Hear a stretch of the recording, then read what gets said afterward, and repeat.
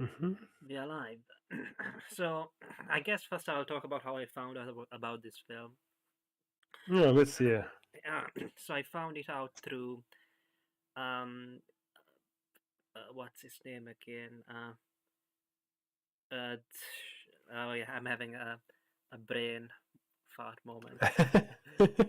No, thank you, no, thank you. The reason why I forget his name is because on his secondary channel, it's no, thank you spelled backwards. uh, Which is where he posts most of his commentary. Anyway, he's sort of how could I describe him? Anarchist, otaku, or I don't know, hmm. who's into slice of life or whatever. And he said that his favorite movie ever was Tokyo Story, uh, which Well, yeah, he has good taste in movies. I give him that. um, so I mean, in a way, it's kind of not surprising because his favorite anime is Hidamari Sketch, which is one of those slice of life. I wouldn't even describe it as slice of life. Huh. Um, Cute girls doing cute things, um, but like there's almost no like there's comedy supposedly, but I don't know. I and Fahrenheit tried to watch it, and it was extremely boring. And Hmm. yeah, and he said so he did a video on Hidamari Sketch, and he said that the point of that was to show that a real of Hidamari Sketch was to show that a real life is also artistic, um, and all that, which is yeah, which is kind of weird. Sounds like what the Italian neorealist directors were trying to do, which it's a concept that I like. I don't know if anime is the best vehicle for that, but Yeah, I mean, it, and I mean another weird thing about that anime is that like the backgrounds are extremely like oversimplified, um, and it's hmm. very stylized, even though it's a slice of life, even though Hmm. nothing happens. Interesting. Yeah, maybe you will like it. I don't know. I guess it was too slow for me and Fahrenheit, which I guess sort of brings us to this movie because I sort of thought that it seems to me that like he also thinks the same about this movie in a sense that it's trying to show like how normal life is also art or something. Yeah, I agree. It S- felt like a piece from the either the realist literature current, like from the French veris like Zola, or the Italians ones like Verga. And I really like that. Honestly, it's something that if done correctly can be rather interesting. Um, And I think this movie does it correctly. so apparently the director said that this was the most melodramatic film that he made. Did it feel to you uh, melodramatic There at was all? some, there was some, yeah, in certain points, yes, but it was done to the right degree. It didn't feel overdone, or I would say cheap, jejune. It felt like the melodrama in it was to the right degree, and it was understandable. It didn't come out of nowhere, and it felt earnest. Right. So the basic plot is uh, two elderly parents, a couple, I guess, Hmm. going back to Tokyo to meet their children and to see what they are doing. Like the movie came out, I believe, a year after the Japanese, or rather, the American occupation of Japan ended. Mm. Um, I'm not sure. I'm not sure when it's set, but it does look like that era. Did you feel like so? I mean, it's called Tokyo Story. Did you feel like you saw enough of Tokyo in the 1960s or whatever, wherever, whenever they were supposed to be set, or 50s? I mean, it was interesting to see aspects of Tokyo from that time, and you can feel a difference between their own city that seems smaller compared to Tokyo, with all the cars. You can see the roads are wider, especially in the center of the city. There are a lot of cars, a lot of buses and trams and trains. It's interesting because it shows you the difference at the time, which is to us maybe it's not as marked, but I'm sure for the people at the time was really something noticeable and that they felt way more than us. Right. What did you think about like the acting? Did you feel like it has aged well? I think it felt realistic enough, like the interaction between the characters seemed to reflect, I think, how the societal norm at the time was, and how at one point sort of they had to drop the act for a little bit, especially like sometimes they become a bit more emotional. The only person that has to keep up with the sort of the unspoken rule that because he's the head of the family has to be movable is the head of the family, Shukichi, and the only time he sort of becomes a bit more honest with his feelings, both to the audience and to himself, is when he's getting drunk with his two with his two friends. Mm, So to me, it felt like the acting was on point, reflecting the societal expectations of the time. right.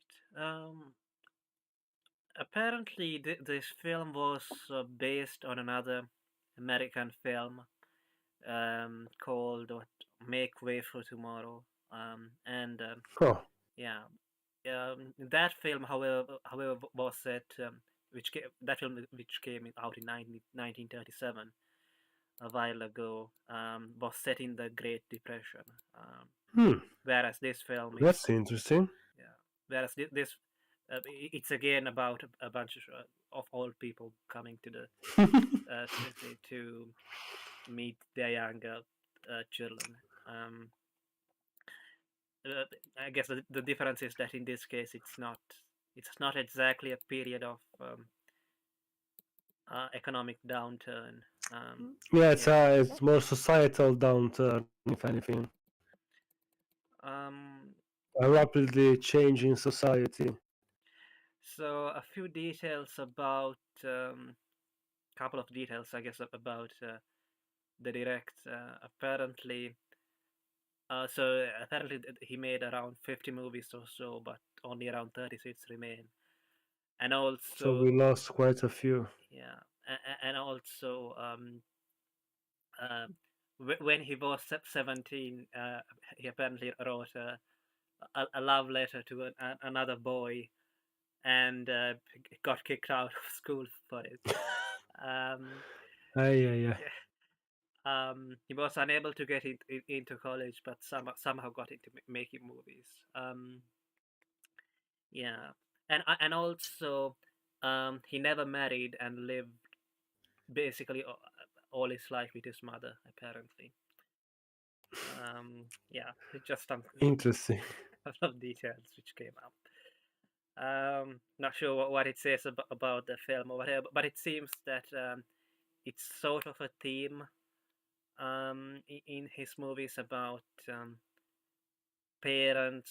Well, in this case, it's not a parent, but trying to push their unmarried children to get married. In this case, it's the in-laws um, trying to convince a widow um, who married their son to Hmm. get married. Um, did the film feel too Japanese or anything like that at any point? No, honestly, I think it's a movie that can speak to, and this is to me a show of the virtue of this movie. It can speak pretty much to all people in all times, because the divide between parents and their children, I think, can be felt in all generations, one way or another. And some of the things that he talks about when he's with his two former friends and now for one night drinking buddies, it felt really like poignant, really. Um, it, it would fit no matter the time. Right. Um, yeah, I guess I was because one of the comments on because this video has been posted on YouTube. I'm not sure whether it's public domain yet. Um, but anyway, it's available on YouTube for free. And one of the Hmm. people was complaining about how he didn't get why um, uh, the widow refused to get married. Um, I mean, you don't. Um, I don't think it's really that a hard thing to get, honestly. Um, Yeah, there can be also different reasons. It's not like, could be because she doesn't want to, and it could be because she wants to be still in touch with the in-laws, and be them the brothers and sisters-in-laws, or brothers and sisters-in-law, or his parents-in-law. right. Um, did the movie feel judgmental? Uh, also, like, No, no.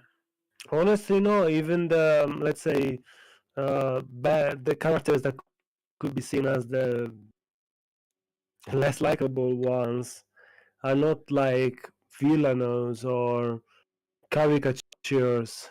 They're just selfish, more outwardly at least compared to other characters, but it's just they're human. They are very flawed, but still human. Right. Um, yeah, there's a I mean, the story it's so simple, but it says so much about a lot of things going on, like every single day in every single family, pretty much to a degree or another, once the children move out of the household. yeah, yeah.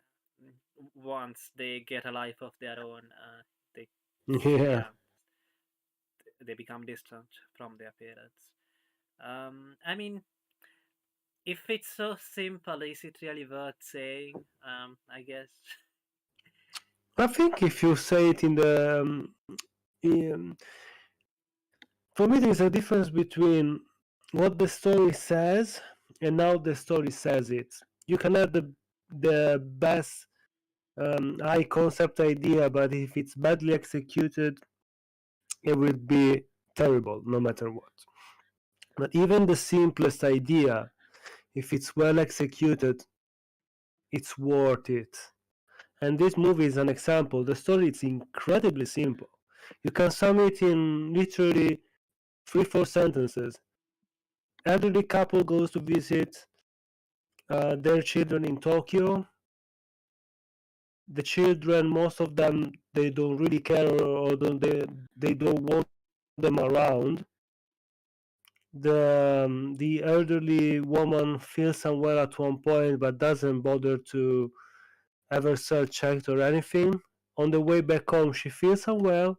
They stop one night to their other estranged son's house.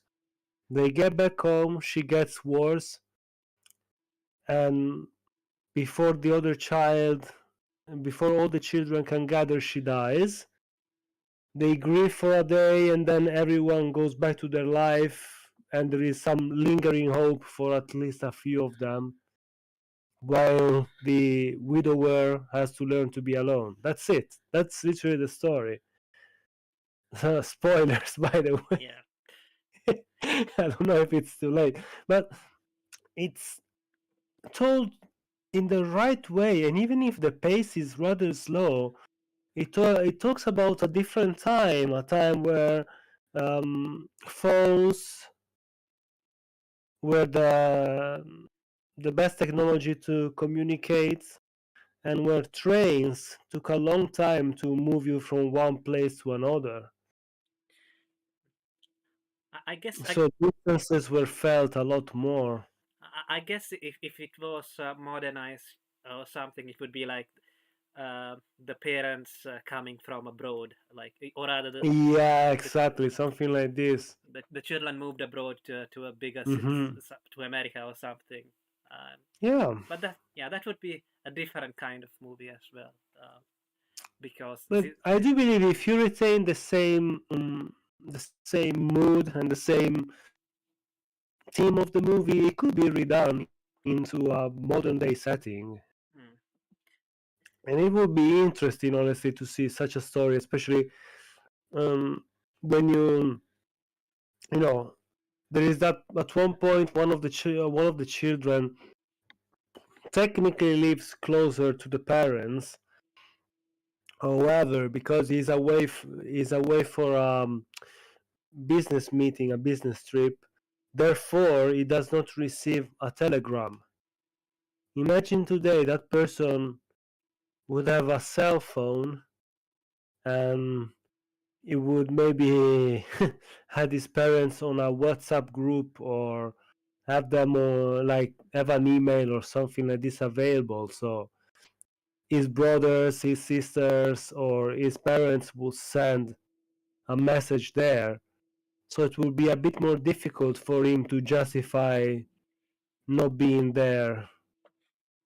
yeah, yeah, um, yeah.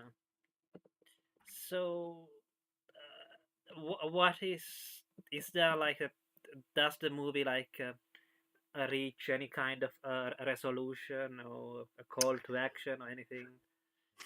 I think there is something close to that.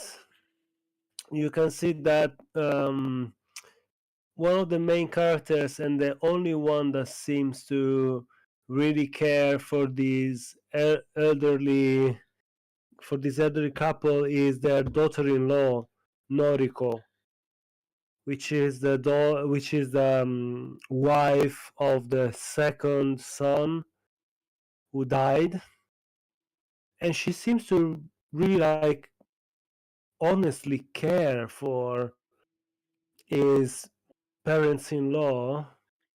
She's also the only one without a family of her own. Yeah. Yes, she has no husband, she has no children, and she really cares for this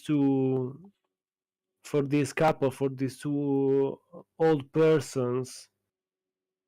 Even if at the end she says, "No, I'm selfish," you can see that despite everything, she's the one that cares the most.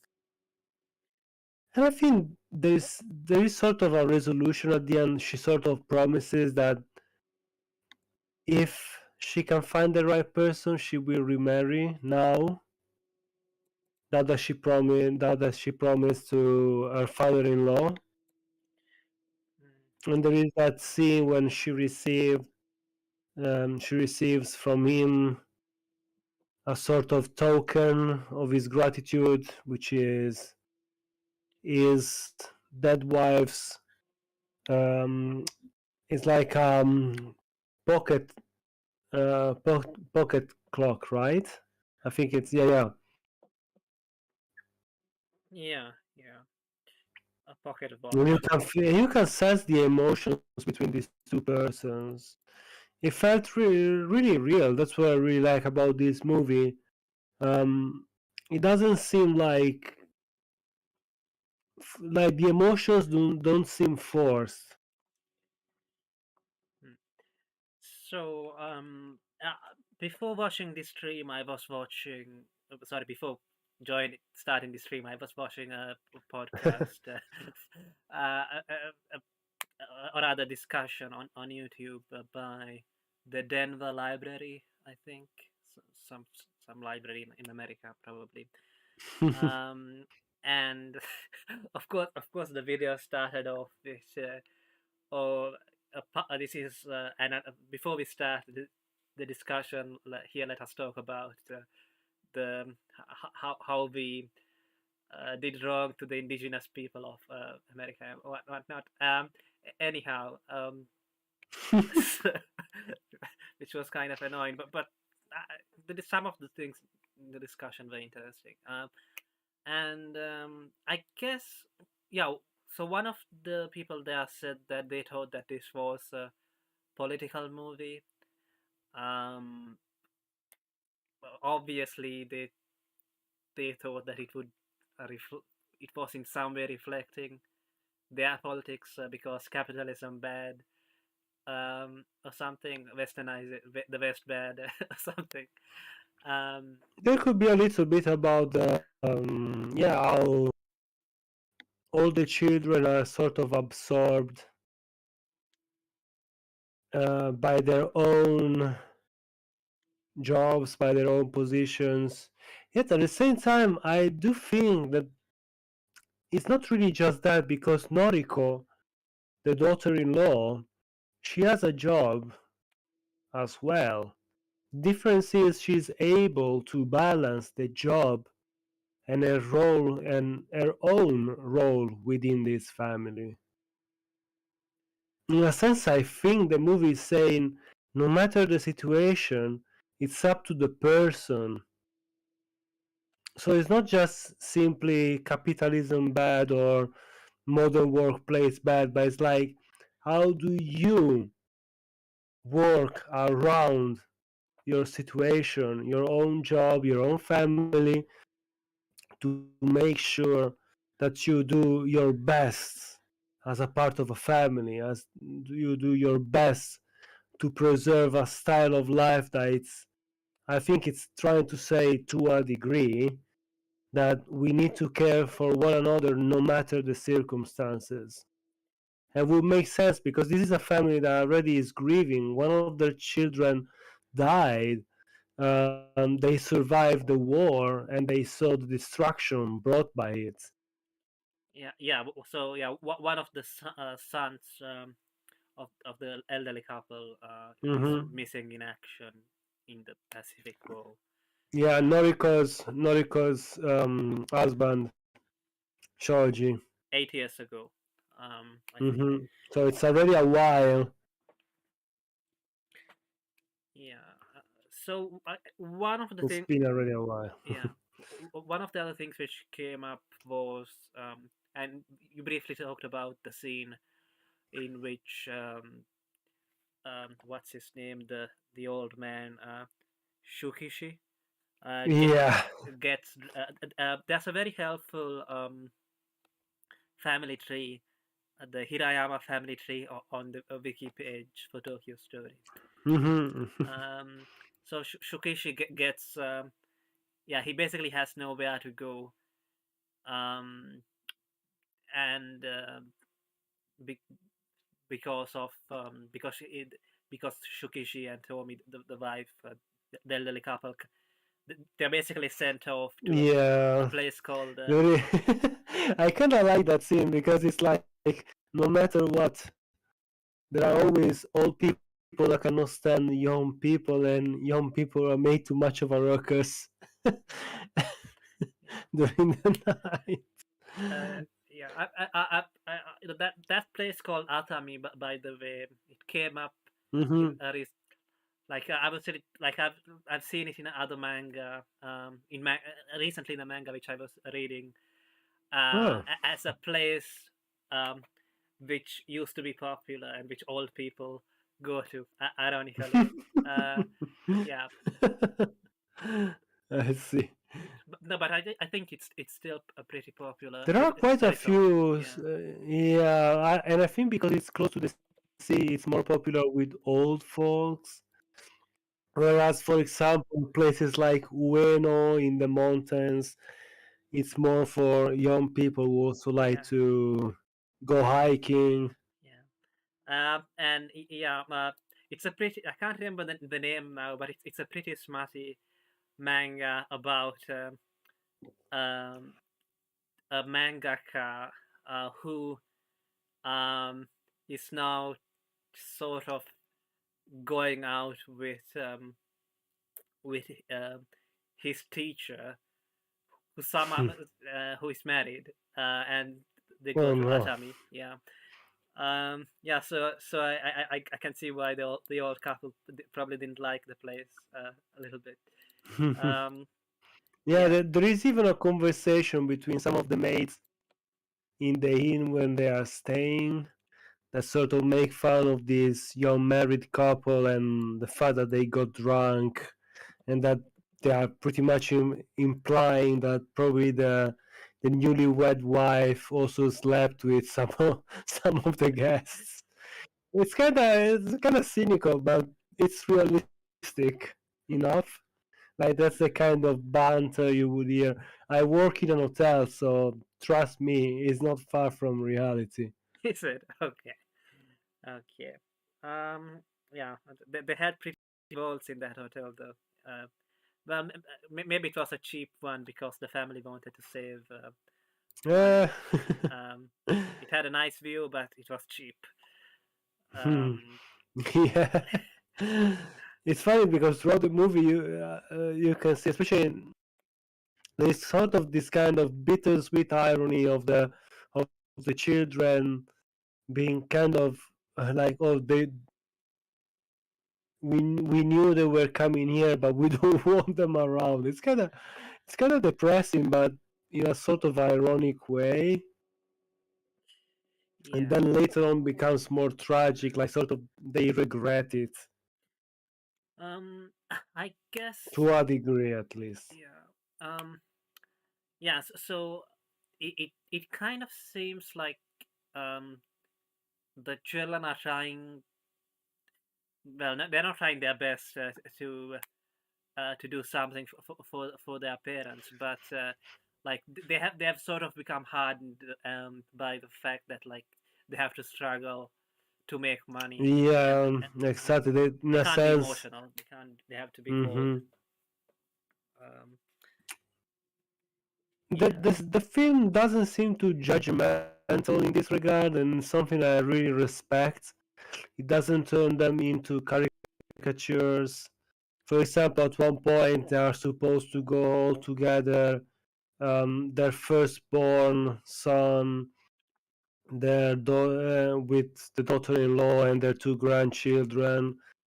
They are supposed to go and visit Tokyo, the center of the city, but the eldest son is called for an emergency since he's a doctor, um, and I think he's like the doctor of the section of the town where he's living, and so he has to cancel this trip. The two grandchildren are like rather disappointed, but and the grandparents, the elderly couple goes to see the center of the city anyway, but they go with their daughter-in-law since she can't take the day off. yeah, So it feels realistic because like the son wasn't like, oh, I don't want to go with my parents, I cannot be bothered. He wanted to. He seemed to be um, honestly willing to go, only his profession got in the way. um, The only one that seems a bit harder, a bit like she really doesn't want them around, seems to be the eldest daughter. yeah, She's the only one, and they sort of explain it sort of because of his it's because of her husband's influence to a degree. Mm. He seems to be a very pragmatic, very um, um, I wouldn't say materialistic, but matter of the fact kind of guy. Like, these people, your parents being here, they are gonna cost us money. We cannot spend too much money on them. It's kind of cynical, but it's at the same time understandable because they live in the capital of the country, so it must be expensive no matter what. Yeah. So when they go out with Noriko, the widow, and they show a shot of Tokyo, which is supposed to be like this is the big city. It didn't really feel that grand or big. This is Well, you yeah. can see the, but at the same time, you can see the contrast between the periphery, like the suburbia, as the Americans would say, where the children are living, and even compared to the small town, what's the name of the place where they live? It's like Onomichi, yeah, By the way, did we? where this old Yeah. couple lives, and Tokyo, the center of the city, the beating heart of the city, where you can see all the cars, all the transport, the tall buildings. There's a connection between this movie and anime, of course, because there would be. Um, did we watch Millennium Actress with you? That's such a pity. It's a very good movie. We probably What's the name? Sorry. Millennium Actress by Satoshi Kon. Millennium. Maybe we could we Uh, could watch it in the future. yeah. And I, I didn't know this, but now I realize it. So it was apparently based on the life of the actress, which plays Noriko. Um, Oh, yeah, and some more interesting things. I guess about the actress who plays the widow. She never married, and she was nicknamed the Eternal Virgin in Japan. And she quit acting in 1963, the year that Ozu, the director of this movie, died, and then led a oh. secluded life, refusing all interviews. Led a secluded life in Kamakura, where many of her films with Ozu, with this director, were made, refusing all interviews and photographs. Yeah, Interesting. yeah. And she was apparently an avid smoker and drinker, as apparently was Ozu himself when he was younger. Um, Okay. yeah, yeah. You should really watch Millennium Actress. It's a very good movie. It's a pity that Okay, I'll yeah. check it. And it's sort of like so basically the premise of Millennium Actress is that two journalists are going to interview an old actress who used to be very popular but has now been forgotten, and the older of the two journalists remembers them, and Hmm. uh, they go to interview her. There's an earthquake, but it's not a big earthquake. And anyway, um, so they start interviewing her, but she's very old, and this is the first time that she has accepted an interview because obviously because it's based on this actress, and Hmm. but she starts telling her story, but like it's like her memories of real life and the the parts that she played in different movies, also in all sorts of genres, they are mixed up. So yeah, so Hmm. it's kind of filmed in an interesting way because she's sort of retelling her own life story, but she's also retelling the movies. And Interesting. the two journalists who just came to interview her sort of become side characters almost in this delusion that the old actress has, and she's on a quest to find a man that loved her or something, but it's not clear whether like he really existed or anything at all. Yeah. Anyway, Interesting. yeah. Now Satoshi Kon is dead as well.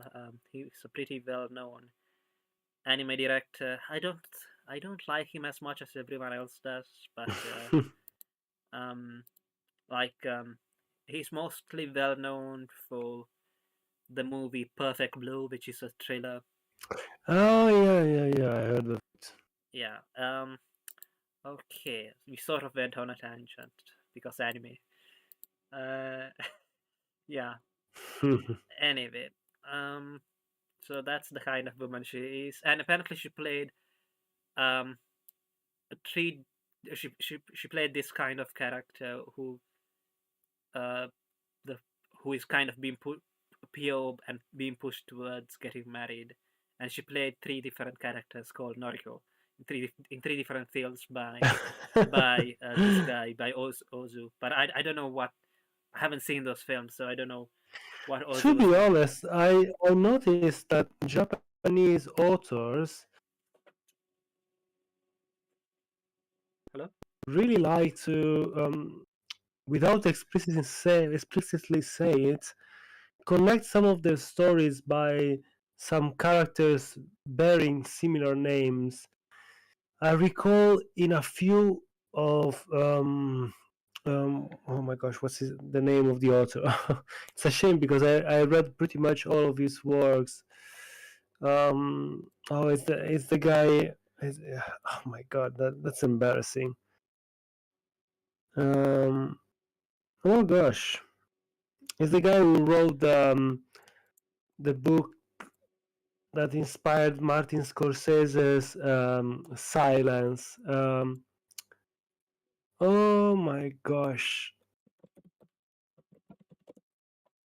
It's Too, I read too many Japanese authors now. They all they all sound the same. Um, when no, did no, they all sound the same, but there are too many names and they all get mixed up in my mind. Uh, and I love the guy. Like, oh, that's so embarrassing. I feel bad. Honestly, I feel bad. when did the movie Uh, come out? In 2016. and it's a rather recent movie, but oh my Shusaku gosh. Endo. Is that right? Shushaku Endo. Shushaku Endo. His full name would be Shushaku Pauro, which would be the Japanese version of Paul Endo, because he was baptized with that name. He became like he was baptized Catholic, and later on he truly became Catholic, but he was a tormented soul. Um, and in some of his stories, there are a few characters that reappear. There's one of them that is called, I think it's Father Durando. It's like this fallen Catholic priest, and he appears in like a few stories.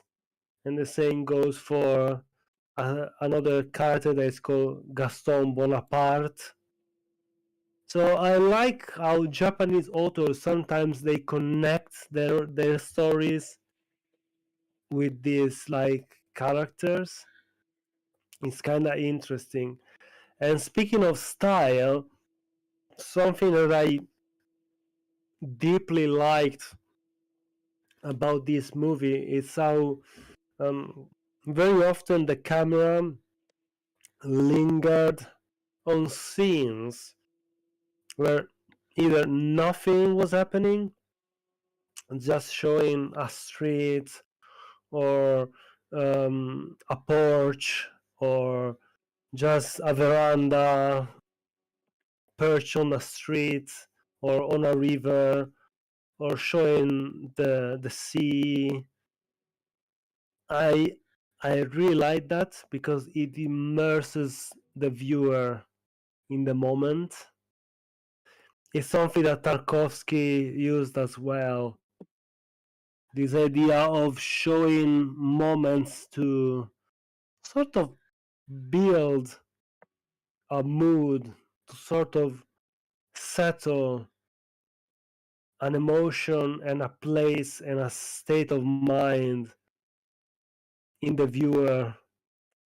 Like very often, especially towards the end, you got these static views of the river with boats floating on it, and I think there is a message to a degree in that. It's like that's how life is.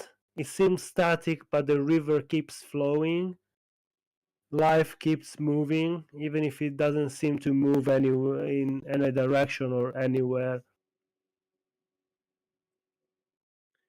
Yeah, yeah. I mean, the grandmother asks the grandchild, like, "Are you going to be a doctor too, like your father?" Something. Yeah. So, um, yeah, it's sort of a constant kind of emotion. Doesn't really change. Uh, Yeah, it's something that everyone can understand because it's a no matter the time, it's something that we can understand or relate to. mm. I guess the last thing which comes to mind is there's sort of a mini resolution midway when the father sort of the old father sort of comes to term while drinking with the Yeah. fact that his children are not as successful or ambitious or great as he would have liked. It was a good scene because there is like these three characters. You've got the three heads of of three different houses, pretty much meeting together and going out for drinks and getting really drunk at the end of it. And then they reveal their true feelings about how their lives have been and especially how they feel towards their own children. And the let's say that pretty much one of them is like the old couple. Uh, Shushiki and Tommy are the main protagonists of this story, and in that moment, Shukichi truly reveals what he really feels, what he usually has to hide behind um, the mask that is demanded of everyday society. And you can see its true self. You can see him bearing and showing everything he thinks about his own life and his children.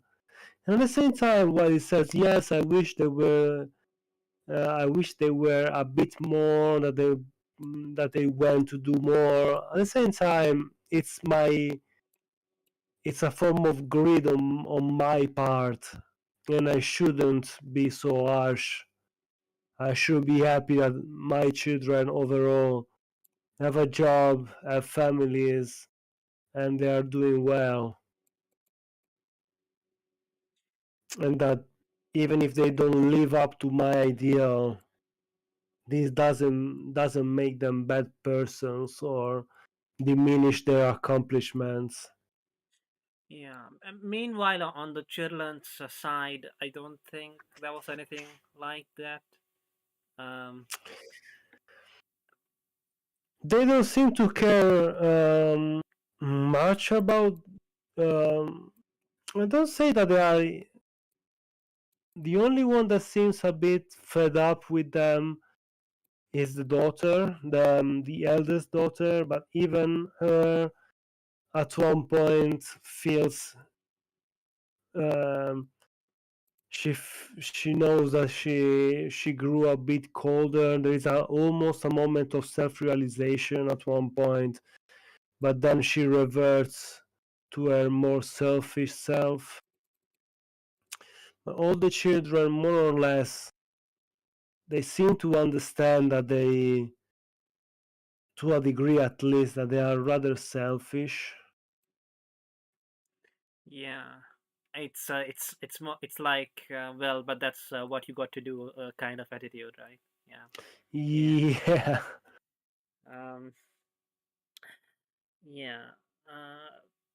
Uh, I guess the second most selfish maybe which came off to me was Keizo, the younger son, who was like joking about, oh, you got to do what you can for your Yeah. for your parents For while in before, yeah, before they died.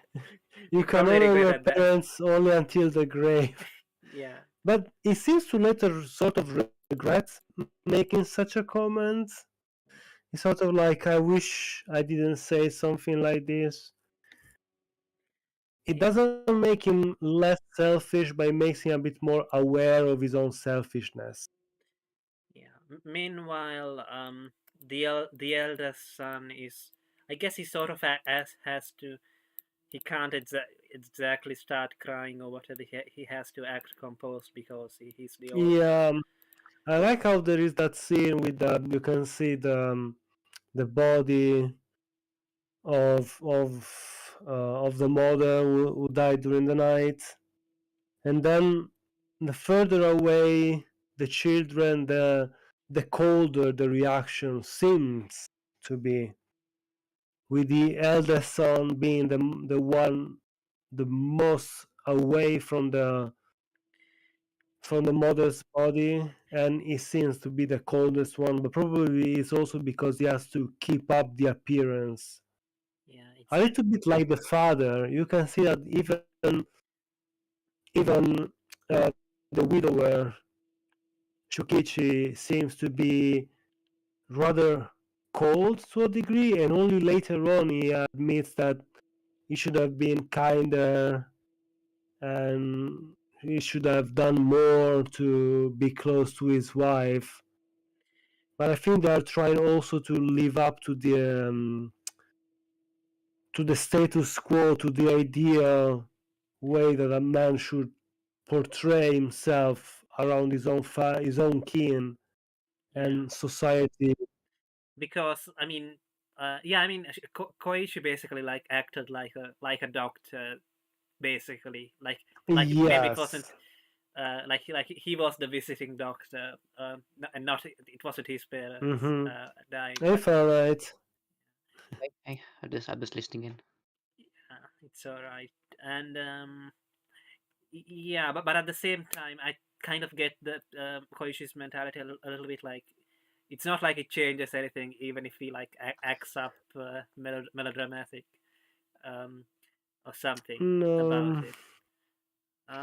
I guess. it's probably because at the same time the character at this point took on his role as a doctor. Hmm, It became like, no matter what, shaped by his own um, profession. um, yeah, I think the only uh, point where it was a bit on the nose was with the eldest daughter literally asking for her dead mother's kimonos right after. But to be honest, if I have to be honest, there are people who are like that. Yeah, there are. So Yeah, yeah, there are people who are like that. Yeah. Um, it's in a way though. It's like um, you could say that like she takes it as like almost natural that like, oh, like people die like what like it's not like you weren't aware that this was going to happen, so hmm, why act so what can we do? yeah, why act so surprised now, or like what's the point of Hmm. acting sad or something. um so yeah, it's a simple story. um so all of the indoor scenes, except the ones at the train station, were shot in studio. um Oh, yeah. um it was well done because it felt like a real place. Kudos to whoever put up the backgrounds and everything, because it felt really real. Um, yeah, I did in the train station. I did like how the names, like it's about like rather than TV screen, they had those cards Mm-hmm. which Yeah, with revolving panels. yeah. Also, it was interesting to see how people would wait in the lounge area of a train station that long, like waiting for an airplane. Yeah, yeah, and like you don't normally see people in movies like when they go on an airplane. They don't usually show like them being. Maybe they will just show them like get on, but you don't really see much of the journey, and it's the same here with the train. Yeah, Like I think they without telling. don't show it. It's more like implied. Yeah. Um. Okay. Um. So Should we talk about the cinematography? yeah, why not? It was an excellent, like so well shot movie. And the thing I noticed is most of the shots were static, like they will put an angle and they wouldn't move the camera. The only moment where there is a camera movement is at around 1 hour 3 minutes mark. The couple is walking. I think it's like on the banks of a river in Tokyo, and for a few seconds the camera follows them as they walk down this street. Every other shot is a static shot. There is no camera movement. They don't follow the actors. It's just the camera is placed in one place and it stays there, no matter what. If they need to move from one character to another, they just switch like from one scene to another, and it's a new take. And I felt that was rather strange and yet fitting. Like you were sitting there in the uh, Yeah, exactly. You were together, you were in the moment. But yeah, the fact that there was no movement, it felt almost something in between a theater yeah, and like being in the room. It yeah, had yeah. Because a unique yeah, quality. if you were there, you could turn your head and look at different things, right? Yeah. Yeah. Um. So, uh, so they talk about how this director often broke the 180 degree rule, which is apparently which is apparently to make it seem like the characters are opposed to each other. Yes, yes. It's true. Sometimes they were looking at either different parts of the room or different characters, and you felt a little bit disoriented. But it didn't really bother me because the story, the tempo of the story, the pacing of the story, let's say, and the characters themselves made it clear enough. So, aside from a couple of moments where I was confused, uh, especially because Noriko and the youngest daughter of the couple, Kyoko, do look a little bit alike. Everything else was clear, and I could follow everything without any issue. Mm. So, for me, it wasn't really a big issue. Yeah. Even if I agree, it's sort of like in some scenes, it's a little bit confusing at the beginning, at least, of the scene. Um. Yeah, apparently there was a remake called Tokyo Family. But anyway, Huh? yeah, Huh? Huh? there was a remake of the film. Somebody made the remake. Yeah. Um, in 2013. I don't get why this movie is good enough. So right. It is good because, but I think it's good because it shows you a different time. Yeah. Yeah. What else to talk about? They talk about how the uh, yeah, we never see Kishi and Tommy visit their son Keizo, because apparently they do stop by. And Tommy's ill. But we never see them interact. Oh yeah, that's true. Yeah, Tommy's illness begins off screen, as well. Um, Mm. so Ozu favored a stationary camera and believes strongly in minimalism. Um, Yeah, I can feel that. mm, The camera never moves pretty much, I and I wouldn't there describe. are a lot of. Yeah, go ahead. I think the minimalism has to do with how he sets the scenes. There is nothing that's overdone, nothing that to emphasize the emotions. It's just very plain in a sense, and all the angles they feel rather low.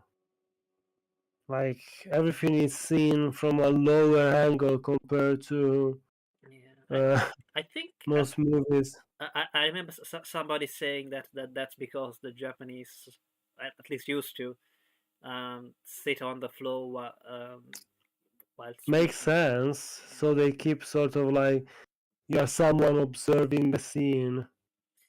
yeah. Uh, I guess it would be. Yeah, I mean, there's a lot of scene where they're basically just sitting on the ground, right, Hmm. in their home. Um, yeah, the set didn't really feel minimalistic or anything like that. No, they felt, but they didn't. They felt real enough. But also plain, I guess. Hmm. Uh, yeah. Um, I don't know uh, I don't know if I really like this film that much, to be honest. Um, because I don't know, nothing Very little happened. happens. Yeah. Um, It's something that I like in these kind of movies. mm, There's no need for much plot to tell, but it's sort of like I would say it's more of a mood piece and a character piece rather than a story-driven movie. for context, Fahrenheit. This is No Thank You's favorite film, and No Thank You's favorite anime is Hidamari Sketch. If you remember that show. Uh, Based Slav in the chat says this stream and its consequences has been a disaster for the human race. I don't know. What I did you? don't. I think it's a. Is it because there are a few scenes where you can see Tokyo becoming a modern city with Oh chimneys yeah, from yeah, factories, yeah. That's exactly and right. Yeah. to a degree, modern workplaces suing, cutting the family ties. But again, the author doesn't seem to blame rampant capitalism or to blame rampant industrialization.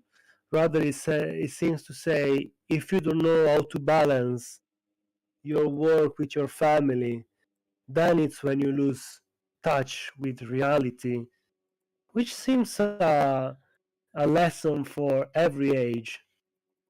Mm. Uh, The system, let's say, the systems in which we live may change.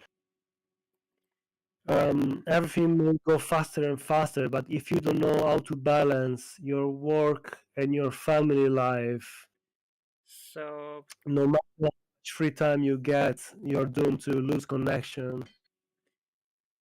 with your parents and with your brothers, etc. Yeah, everyone seems to like this movie. Like, here's a quote. Uh, Apparently, Roger Ebert, the movie critic, called Ozu universal, and some of those people in that podcast I mentioned also kept on calling Ozu a humanist or something. And Universal, I get why this movie can talk to pretty much anyone, yeah, because family, it's something that everyone can understand, and the fact that children in time detach themselves from their family, we can sort of feel that, like, the older we get, the more distant to a degree we grow towards our parents, especially the the male um, the male children of the family are usually the ones that grow the coldest or the most distant, at least outwardly. yeah, because they're heads of a different family and now and all that. Yes, exactly. Yeah, but even the daughters, I mean, didn't. Exactly, you can see that the first daughter is the probably the most distant one. Maybe I'm misremembering. Even if she doesn't show it that much at the beginning.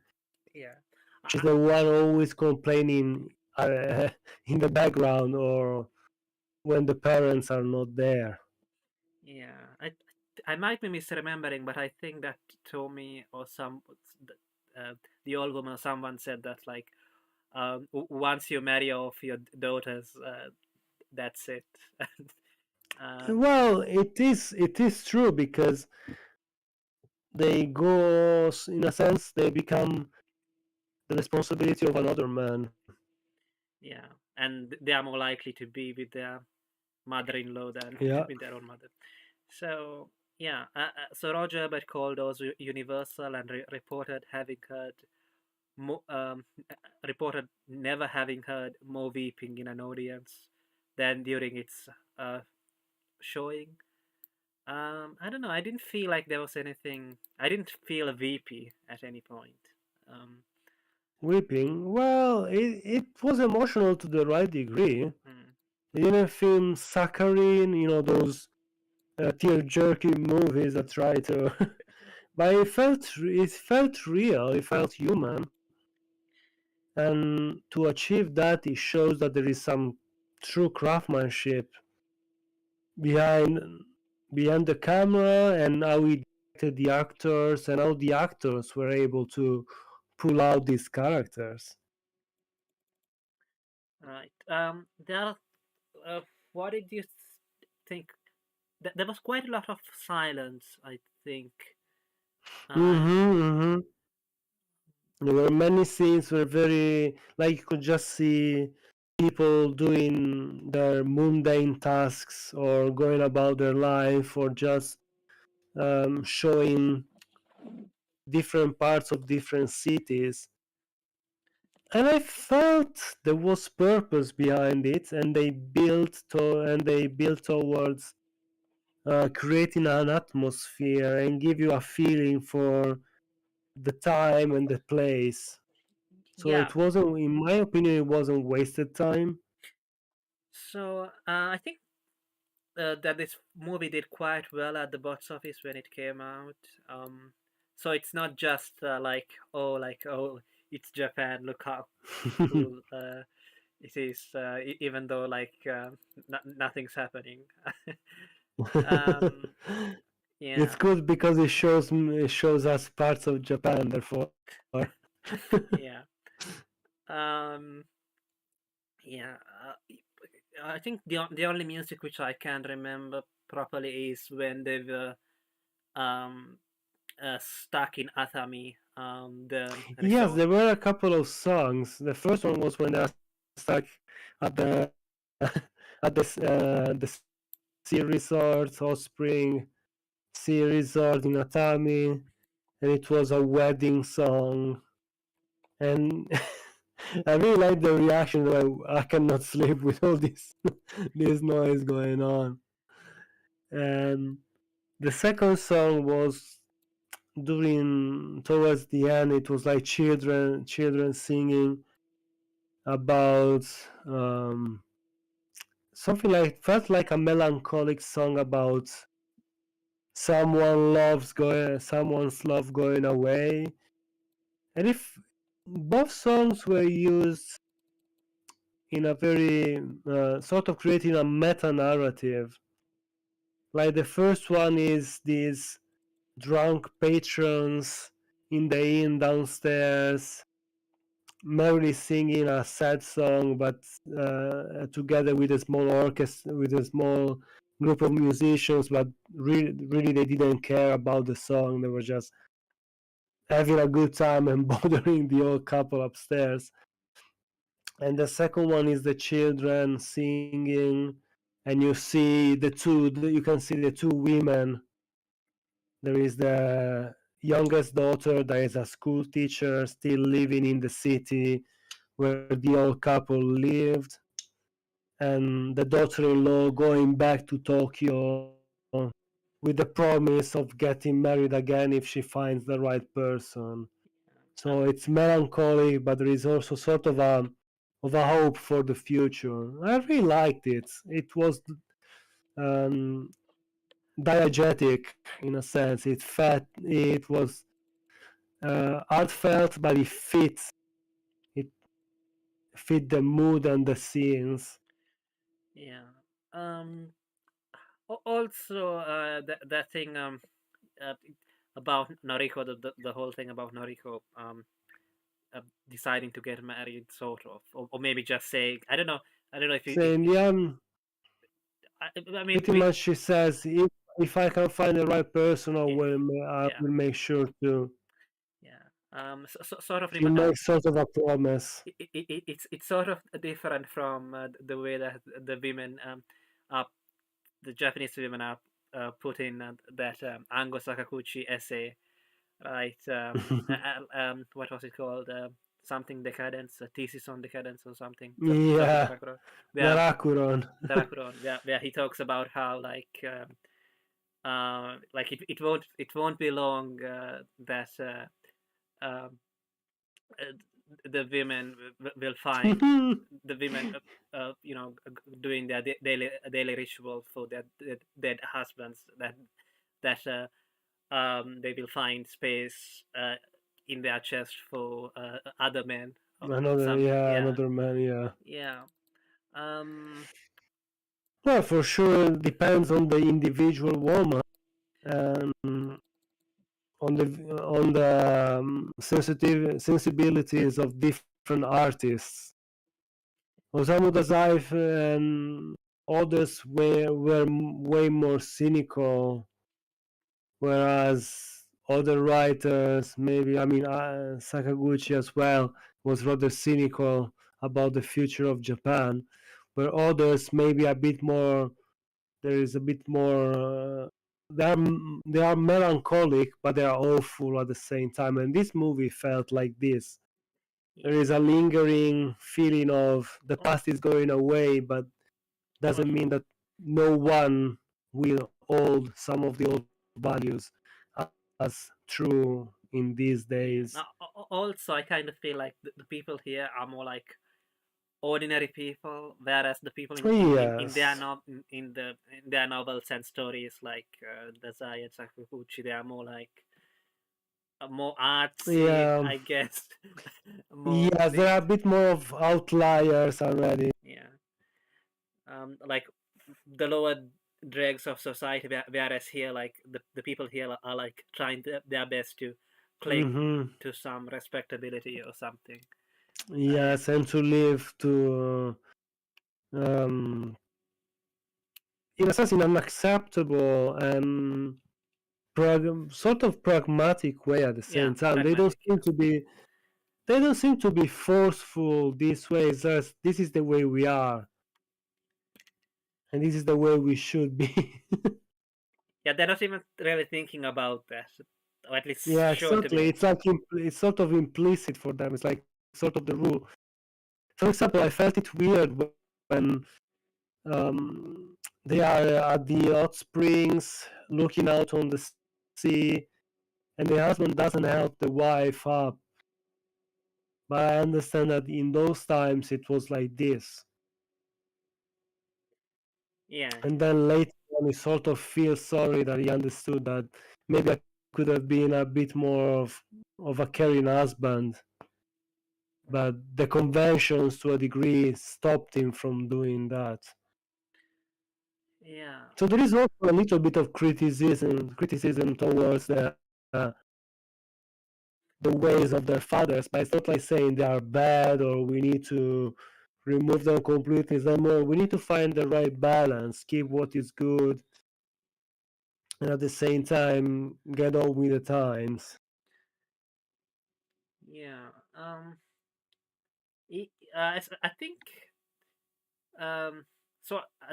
The father is sometimes shown in in a negative way, but like when they talk about how he used to be a drunk when he was young, Yes. and whatnot. But when it comes to the wife, I don't think there's any scene like that for her character.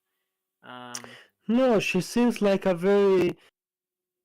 She seems content. She doesn't seem to want anything else. She's just happy with who she is, where she is, and whatever she has achieved. Just being a mother and a wife. Yeah, there's no point worrying about it so late. Uh, um, yeah. Uh, I anyway, like how they talk that maybe they came to Tokyo because she felt she was going to die soon. So there is like this sort of like they don't say it out loud, but maybe that's the reason why she wanted to go and see her children one last time. yeah. So maybe who knows? Maybe normally she isn't so kind-hearted and all that, but now that it's the end, what's the point of getting into fights and Yeah. whatnot? So, how would you rate this film? Okay. This is a movie that I would rate rather high. I would say it's an 8 out of 10 because its story is really simple, but it's well executed, and it it conveyed a time and a place in a very human way, showing both the good and the bad going on in both generations. Because it's not like it's praising the old and condemning the new, or praising the new and condemning the old. He evaluates them in a very realistic, in a very sincere way. And on that basis alone, that makes it a really good movie. And the use of the camera, how static it was, felt very unique and very good. It showed us a lot of the Japan of that time. So it's also, in a sense, a small documentary, like a dramatization of a family of the time. Hmm. Um, I would give it a 7 out of 10. Um, I mean, it's a matter of taste when it comes to. For sure, I Yeah, agree. I I really like slow movies, yeah, so I like it more. and this is a slow movie. I like it more when the characters just shout at me and tell me what the hell they think, what they're about, and all that. That's how I prefer it. And let's see. I agree. I agree that towards the end, in a sense, the mask that everyone is wearing sort of falls down, especially in the last interaction between Noriko and Kyoko, and between Noriko and father-in-law Shukichi. Yeah, They finally speak their mind, even probably crossing societal boundaries that at the time would have been seen as sort of like you shouldn't do something like this. You shouldn't talk like this. You shouldn't reveal this part of yourself. But that's why I really like it, because it depicts a time and a mentality that doesn't exist anymore, probably even in Japan. What I mean, didn't you say that this is sort of could be There done? is still sort of this kind of norms of putting on a mask, but I don't think it's this marked anymore. Here is shown to a different degree. I will put it this way. It's it's still there, a little bit like some of the costumes of Italy are still there in Italy to this day, but compared to how my grandparents experienced them, are watered down or not kept as in high regard anymore. You still see the remnants of them rather than them being something of an everyday occurrence in many aspects of life. And I think it's the same with this movie. We still see some of these aspects, some of these relations within families and and within society and towards society, but they are not as marked, and they are not held in such a sort of a sacred place in society. Hmm. Okay. Um. Yeah. Shall we end it there, or is there anything else to add? Well, I think we spoke pretty much about everything, and I'd say it's a movie worth watching at least once, even if I can understand why wouldn't be um, everyone's cup of tea. It's very slow, and it's really a period piece, I would say, to a degree. But it also speaks about universal truths and themes that resonate between all generations, and I think in all cultures, one degree or another. So that's why I realize it's an aspect that I really liked is this, and I think it's a movie worth remembering. Okay. And on that note,